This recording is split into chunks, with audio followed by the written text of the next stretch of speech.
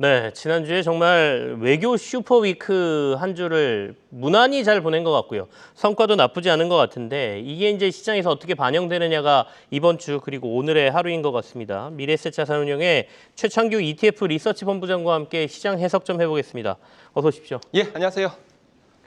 먼저 한중 정상회담부터 한번 해석을 좀 해보죠. 방금 전에 이제 엔터주 얘기를 저희가 조금 하긴 했습니다만, 네. 뭐 한한령 해제라든지 뭐 이런 것들에 대한 기대감도 있고, 그다음에 뭐 MOU는 한 7개 정도 맺었다라고 지금 얘기가 나오지 않습니까? 그렇죠. 어떻게 보십니까? 일단은 가장 큰 MOU는 뭐니 해도 원 위와 통화 수합을 좀 꼽을 수가 있고요. 우리가 네. 한국과 미국의 관세 협상을 했을 때에도 빠짐없이 나왔던 게 통화 수합 얘기였으니까 그 얘기가 첫 번째라고 생각을 하고 있고요. 두 번째는 아무래도 서비스 무역, 네. 창업 혁신 관련된 내용, 그리고 2026년부터 2030년까지 공동 경제 협력 뭐 이런 내용들이 MOU의 주요 내용이었다라고 생각을 하고 있습니다. 네네. 계속 반복적으로 말씀이 나오고 있지만 한한령 해제와 관련된 내용은 구체적으로 무엇이다 이렇게 하겠다라고 구체적으로 꼬집어서 나온 건 아니고요. 네. 아무래도 한국과 중국의 관계가 좀 더 우호적으로 바뀌니까 한한령 참고로 한한령 같은 경우에는 구체적으로 이렇게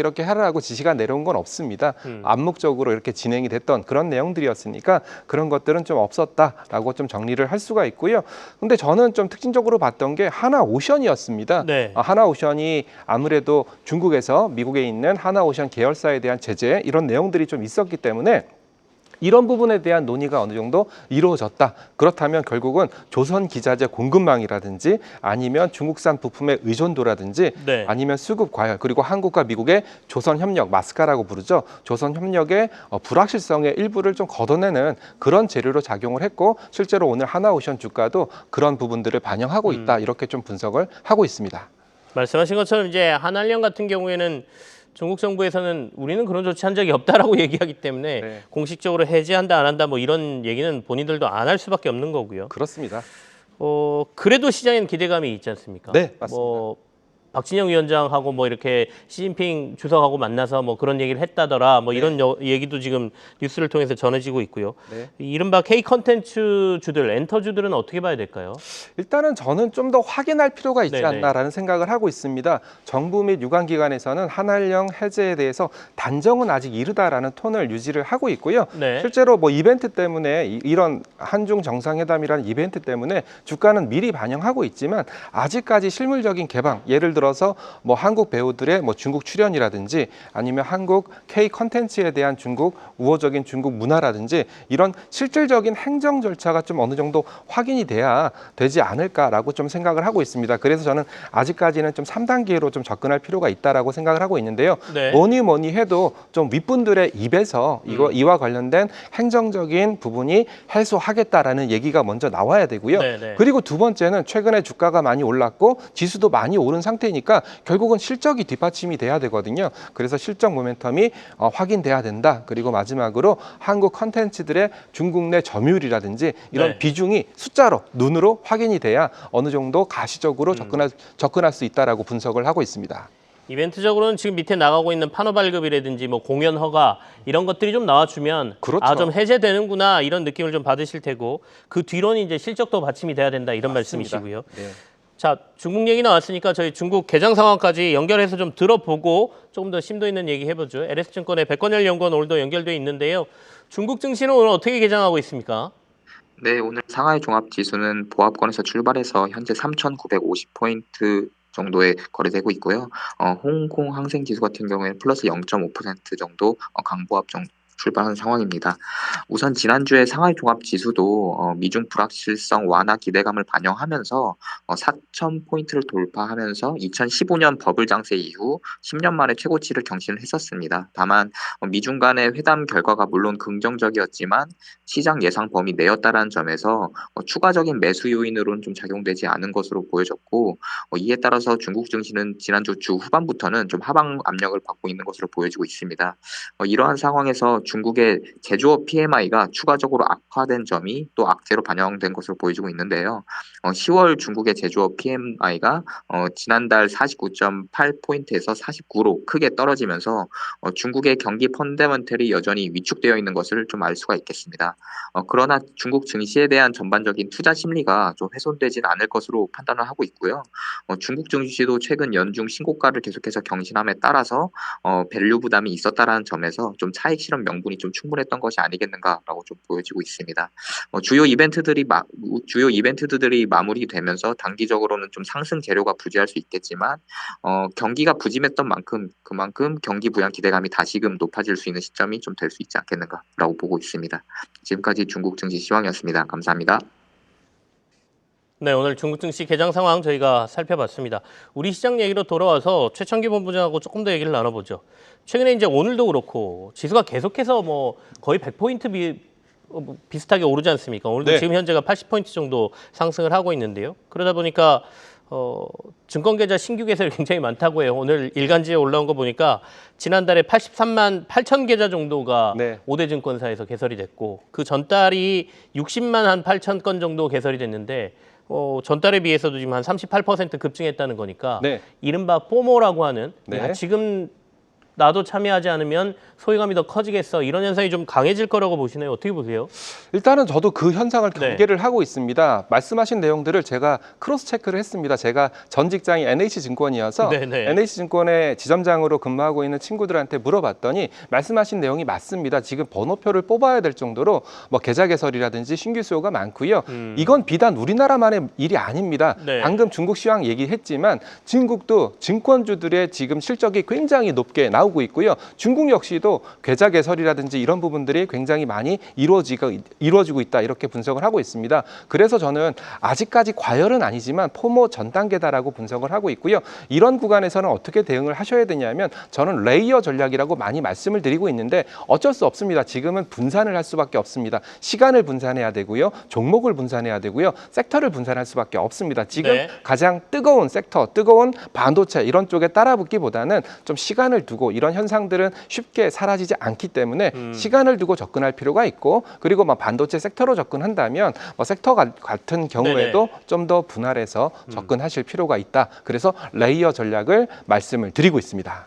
자, 구체적으로 시장 내부로 들어가 보면 네. 오늘도 이제 엔비디아의 GPU 26만 장을 우리가 우선으로 받을 수 있다라는 것 때문에 반도체도 좋지만 피지컬 AI와 관련된 뭐 로봇주들 엄청난 강세거든요. 네. 이게 내러티브가 좀 강화되는 것 같습니다. 어떻게 보십니까? 맞습니다. 내러티브는 확실히 그 전부터 강화가 되고 네네. 있습니다. 실제로 뭐 우스갯소리로 그 깐부 치킨 회동에서 젠슨왕 회장은 그래픽 카드로 결제를 했다라는 우스갯소리를 할 정도로 실제로는 돈 안 내고 두 사람한테 밀었다면서요? 그렇습니다. 네. 자사 카드로 결제를 했고요. 자, 그래픽 카드로 결제를 했다. 이게 굉장히 중요한 게 뭐냐면 이제는 AI 산업은 전략적인 소버린 국가의 안보를 위협할 수 있는 전략적인 자산으로 자리를 잡고 있습니다. 실제로 이런 전략적인 자산에서 뒤처진다면 그 나라는 AI 생태계에서 굉장히 후퇴할 수밖에 없는 그런 국면이기 때문에 네. 한국에 26만 장의 그래픽 카드를 줬다. 전 세계에서 그래픽 카드 보유량이 가장 3위까지 올라왔다. 이런 부분들은 데이터 안보, AI 안보라는 차원에서 굉장히 효율성을 주고 있는 부분이고요. 결국은 AI의 발전이 LLM 모델 그리고 네.